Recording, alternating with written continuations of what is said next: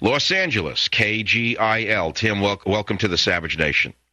Hi, good afternoon, Mr. Savage, and thanks for your time.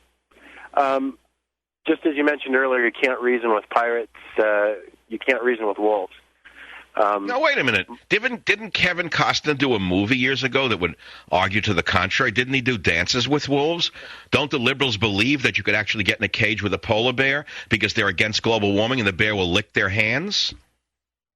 I think so. No. I mean, liberals believe that you can dance with wolves because they have special powers. Because liberals are good. The animals sense that. And the wolf will only bite an evil conservative, never would bite a progressive. You see, the progressive believes he can go into the cage of a bear, and the bear will lick honey from his hands because they're good, and the bear senses that. Just as Obama believes he can talk to Ahmadinejad or talk to radical Muslims, he understands nothing about the reality of the world because he's been sheltered from it all of his life. Yet, a babe is our master, and he's leading us. There's a book out it's called On Combat, and you may have already heard about it. David Grossman, he's a lieutenant colonel in the Army, retired lieutenant colonel, and he basically divides people into three different groups. You have your sheep, which basically like to live comfortable, peaceful lives. Oh, I love that. Yeah, I love that book. Go on with that. And then he describes go on with that. That's fabulous. I'm glad you brought it up. Go and describe that. That's great.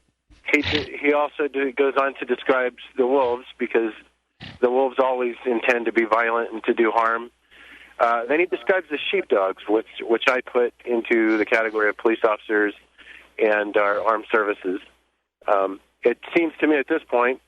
he's right, and he said the sheepdog is as deadly as the wolf, but he is on the side of the sheep. He said that the sheepdog has the same capacity for violence as the wolf. That's what he said, I remember now. And that is absolutely true. The police officer is our sheepdog. The military, they are our sheepdog. And when you infiltrate the police departments and the military, not with sheepdogs, but with sheep themselves, dressed up in the clothing of a sheepdog, you have various police departments in America today who have put in not sheepdogs, but sheep themselves in order to diversify. Absolutely. And the other thing is it seems to me that a lot of the sheep are sort of in denial and have grown to dislike the sheepdogs. That's right. They actually fear the sheepdog more than they do the wolf. Yeah, or they loathe them because the methods are crude. Well, let's take a look at this case in New York. You got the NYPD and the FBI busting up this radical Muslim terrorist plot. They wanted to blow up synagogues. They wanted to shoot down an Air National Guard plane. And now you have people saying they were set up by the FBI. They don't believe for a minute that they actually were going to do it. They're calling them scapegoats now.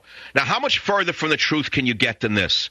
How much of a disconnect from reality can you get than misreading this whole case?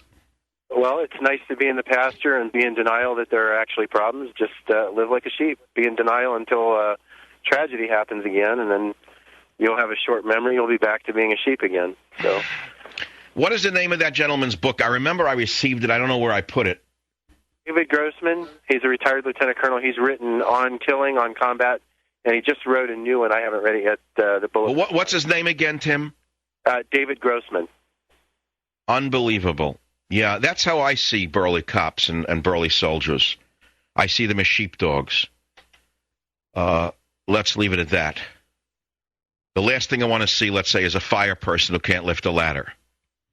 The last thing I want to see is a fire person coming to a fire who faints during a fire and needs a hydration break and then sues the department because she couldn't lift the ladder up.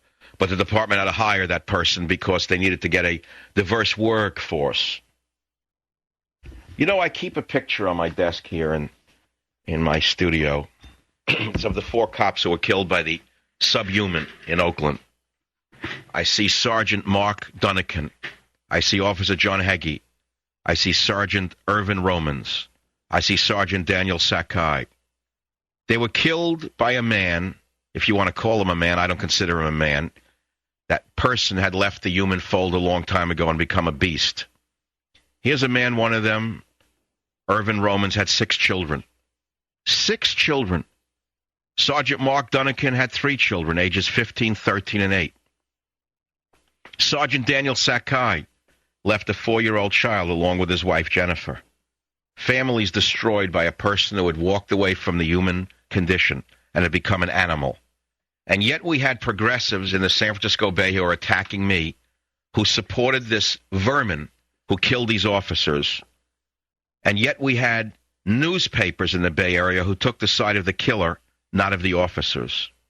It's the same newspapers with the same Satanists who are attacking Michael Savage on a regular basis. I hold their memory very dearly, and I contributed money to their, I don't know what I'm three of them, I don't know what it was, $30,000 for the kids, $10,000 each, I think, because I keep it alive in front of my eye. I didn't know them. I didn't know who they were. I look at their faces, though, and I say, but for the grace of God, there go I. These are men, brave men. These were the sheepdogs. Now, why are they dead? They're dead because of the very politicians who were on the stage during the memorial. They're dead because of the mayor of Oakland. They're dead because of the congressmen and senators who had the nerve to get up on that stage. These are the very people who told them that they could not approach a suspect during a traffic stop with their hand on a gun because it would be insulting to the individual and make them feel that they were being criminalized in advance. So they're dead. You have any idea why they're dead? You think they're dead because this guy outdrew them? They're dead because they weren't allowed to draw their gun approaching the car. And the reason they weren't allowed to draw their gun approaching the car is because of the very verminous politicians who were on that stage. I stick by my words. They killed these men just as they'll kill all of us. Just as they will kill all of us with regard to the Islamo-fascists amongst us and the Islamo-fascists over there.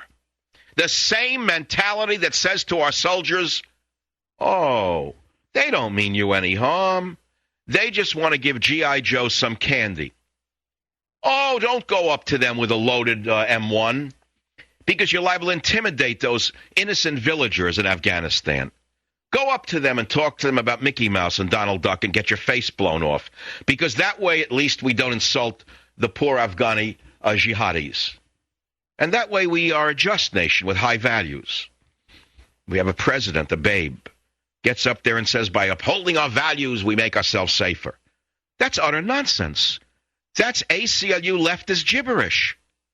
How many years have you heard this gibberish? Upholding our values, isn't one of our principal values survival? Shouldn't one of our principal values be survival first, safety first, and then worry about the esoterica? That's how it should be if you lived in a sane nation. But when you have a presidency and a Congress afraid of the Satanists called progressives, people die. I'll be right back. Savage.